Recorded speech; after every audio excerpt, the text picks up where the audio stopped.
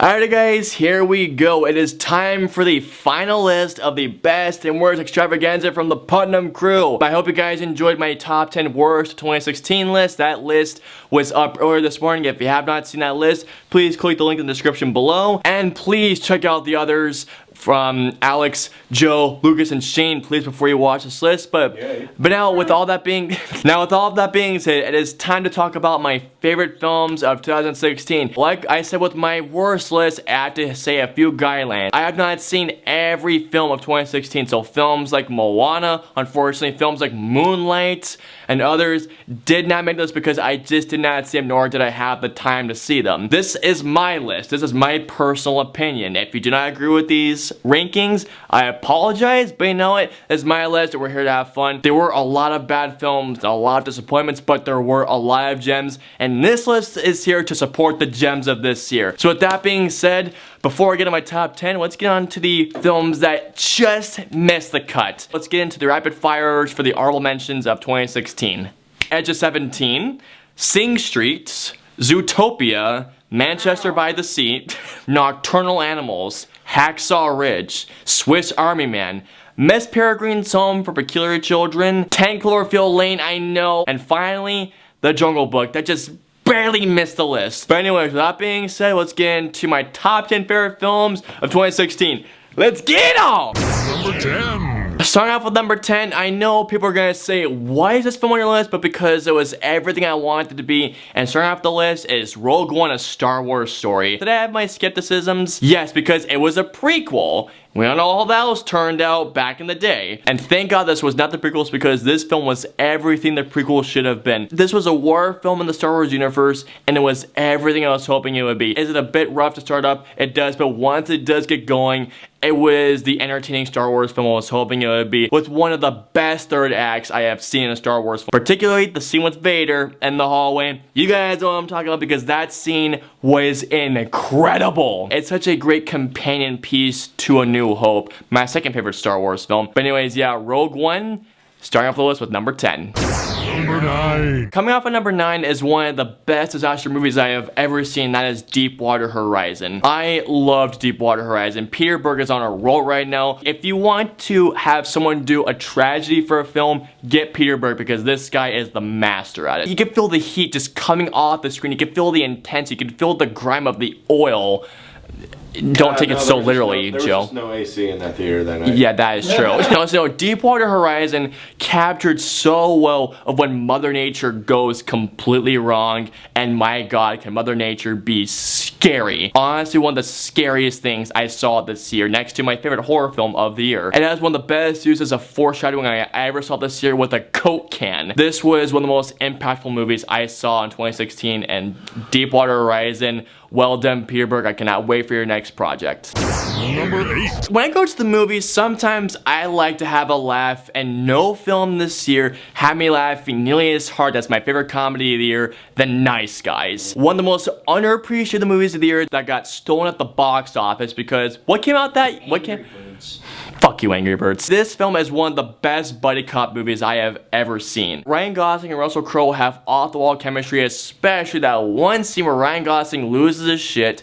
You guys know what I'm talking about. I thought I was gonna piss myself. I was laughing sort of that one scene. Angry Rice, honestly for me, is one of the best supporting actresses of the year, giving a knockout role. No other film this year made me laugh nearly as hard as The Nice Guys. If you have not seen it, buy it on Blu-ray right now. Right now.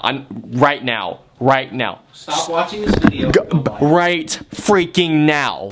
Number 7. Now, if you guys have seen my top 5 horror films list, this was my number 1, my favorite horror film of the year, the most unsettling horror film I have seen since The Babadook, and that is The Witch. This was one of the films you're either with the critics side or with the polarized audience, and I was one of the guys who was with the critics. I've seen it 9 times.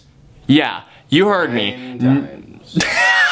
I was waiting for someone to make that reference. It does what some of the best horror films do. It's a drama film told in the vein of a horror film. That's what The Shining did. That's what The Babadook did. That's what many other great horror films do. And not to mention, this takes place before the Salem witch trials, an event that I am obsessed with. No other film got under my skin as much as this film did. The real horror of this film was watching a family being torn apart from the inside because of a witch being the catalyst of events happening around them. And also the ending. Number 6. Like with my worst film of 2016, Dirty Grandpa, this was a film that people told me I need to see. I finally gave in, I saw it, and I was blown away by Hell or High Water. From the surface of this movie, it comes off as just a Western heist film, when at the core, it's a tale of two brothers told in the vein of a Coen Brothers movie. It's a quiet, cat and mouse thriller of two brothers robbing banks for very personal reasons with Jeff Bridges on their tail. This was honestly the best Western of the year, easily. Chris Pine gives the best performance of his career. Ben Foster, oh my god. Ben Foster, I want to see some gold for him. Along with Jeff Bridges, who was amazing, and not to mention has one of the best endings of the year. A simple conversation between Chris Pine and Jeff Bridges that just, oh my god, yeah, Hell or High Water is such a great film. If you're a fan of westerns, if you're a fan of films in general, you need to check this one out because it is a damn fine movie. Number 5. Sometimes when I go to the movies, I like to have a kick-ass time, and no other film gave me that time than Deadpool this year. This movie was everything I was hoping it would be. Yes, it's a story a little generic and formulaic, but I felt it worked with the movie's favor. Ryan Reynolds, you couldn't have chosen a better person to play Deadpool. This movie got everything right when it came to Deadpool. From the fourth wall breaking to the meta humor to Deadpool annoying the crap out of his enemies. And of course, with one of the greatest opening credits I have ever seen in the film. The villain, Ed Skrein, definitely redeemed himself as the villain. I saw this movie 3 times this year, and there was only one other film I saw 3 times, which I will mention later. I had the best time with this in the theaters, and that's why it's my number 5. Number 4. Finally, we have an animated film on the list, and no other animated film topped this for me this year, and that was Kubo and the Two Strings. Imagine Hayao Miyazaki directing a Legend of Zelda movie. That's the best way I can describe Kubo and the Two Strings. Another film that was robbed at the box office. Why people didn't go to see this movie? I don't know. For a film that has such beautiful storytelling in it, even if you pass on, your story will live on. No, the animation is some of the best stop motion I have ever seen. This was honestly one of the first times this year that I cried during a movie. Shame on to everybody that did not see this movie. Shame on you, because this deserves every credit it is deserving, and I am praying to God it wins Best Animated Feature at the Oscars. Here we go, guys, my top 3 favorite films of 2016. Now, this top 3 was the hardest I have ever had to do to rearrange it, but I got in this order, and starting with number 3, I believe is the biggest cinematic achievement for comic book films since The Dark Knight, and that is Captain America Civil War. It had to live up to so much expectations. Not only that, it had to be 2 sequels for Captain America the Winter Soldier and Age of Ultron, the second Avengers movie, introducing Spider-Man and introducing Black Panther while having a cohesive story with one of the biggest, dare I say best, superhero all-star brawls of all time with that amazing airport scene. Oh my god, that scene is incredible. And not to mention, this really good political inner battle with the Avengers themselves. Civil War, honestly, I am saying right now, is one of the best superhero films ever made. It's up there for me with The Dark Knight, X-Men Days of Future Past. I loved Captain America Civil War. Team Cap for the win. Enough said. That's why Captain America Civil War is my number 3. Number 2. The only reason why Civil War was not in the top 2 because there were 2 films that hit me to the core.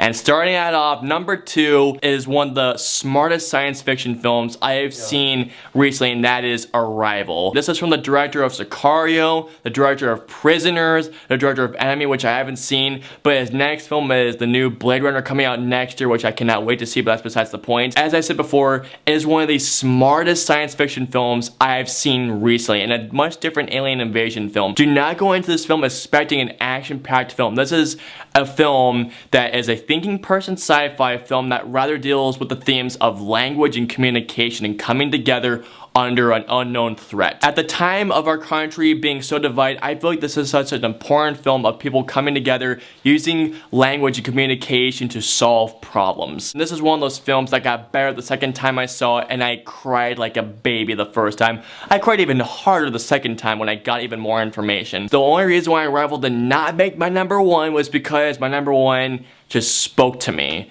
And Arrival, nonetheless, is my number 2 of the year. If you guys have not seen Arrival, go see it. It's number 1. Alright guys, here we are. We have come to it. My number 1 favorite film of 2016 now. While I love my other 9 films, this film, I just feel like spoke to me on a personal level. No film this year, even though Arrival was an important film, this film just hit me emotionally. It spoke to me personally because of my dreams.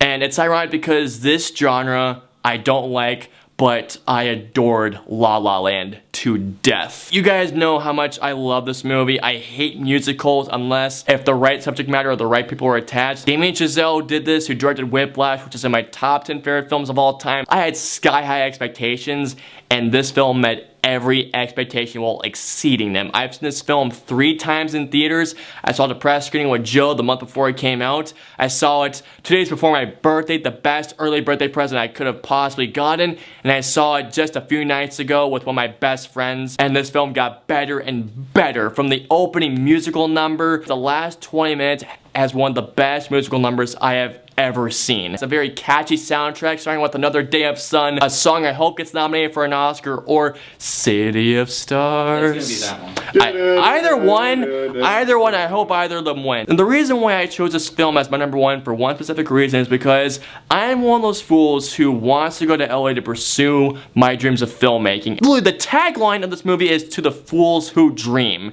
I'm one of those dreamers, and this film just hit me to the core deeply. And I've been listening to the soundtrack non-stop ever since I heard it. This film better win Best Picture at the Oscars. It better win Best Director, Picture, Cinematography, Best Original Screenplay. Costume design.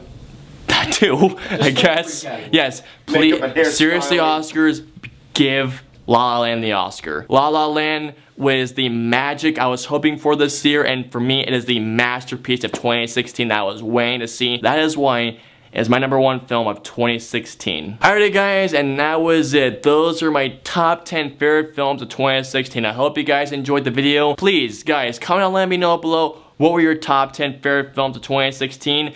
Thank you guys so much for watching the cruise list from Shane's, Joe's, Lucas's, and Alex's, and finally myself. We had a blast making these videos for you guys. I had a blast editing for you guys. There's nothing more really to say. I hope you guys enjoyed the year of 2016. We're gonna make 2017 even better for you guys. There's nothing more to say until the first review of 2017. I'll see you guys next time, and happy new year, and see you guys in January 2017.